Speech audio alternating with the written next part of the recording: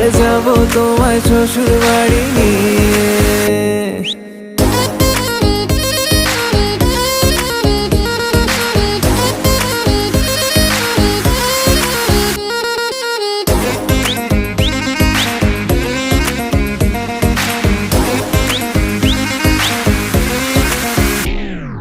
কেন বোঝো না তুমি আমার ইশারা, আমি দেব না এমন কাউকে তুমি ছাড়া।